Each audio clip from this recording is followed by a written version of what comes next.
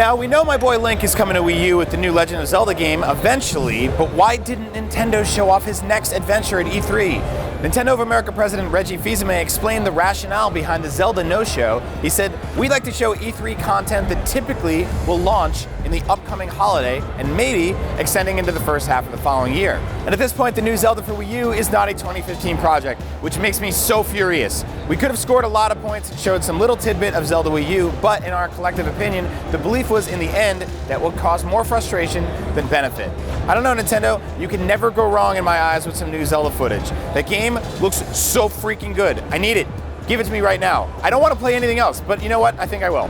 Speaking of Nintendo, don't hold your breath for a new Metroid Prime game on Wii U. God, so much bad news today.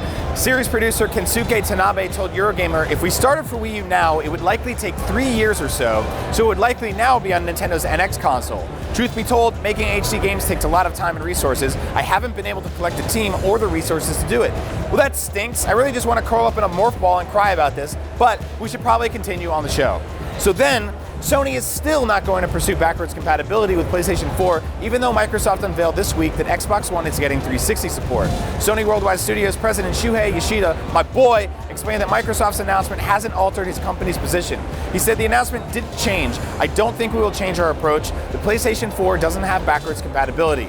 That said, Yoshida hasn't totally closed the door on the possibility of PlayStation 4 backwards compatibility, saying, I won't say we'll never do it, but it's not an easy thing to do. If it was easy, we would have done that. You know, with PlayStation Now, I doubt Sony pursues backwards compatibility, but I would love to see it. Final Fantasy VII Remake director Tetsuya Nomura wants to remaster more Final Fantasy games, specifically pointing to 5 and 6.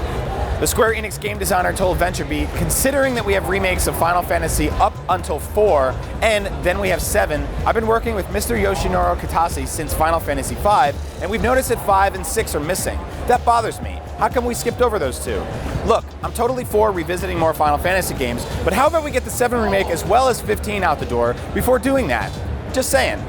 On the topic of remakes, Electronic Arts isn't planning to remaster the Mass Effect trilogy for Xbox One and PlayStation 4. EA Executive Vice President Patrick Soderlund explained to Game Informer why that's not in production.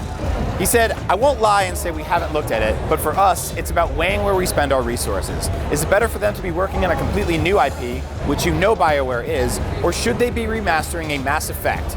I totally respect this decision, but at the same time, I want both because I want all the Mass Effects. Last but definitely not least, Shenmue 3 has smashed the Guinness Book of World Records for fastest video game crowdfunding. Revealed at Sony's E3 press conference, Shenmue 3 raised over $1 million in just 1 hour and 42 minutes. What?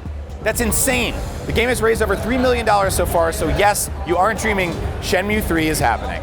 And that's it for your Daily Fix for June 18th. I'm Brian Altano, not Naomi Kyle. Sorry, you can get your fix anytime right here at IGN.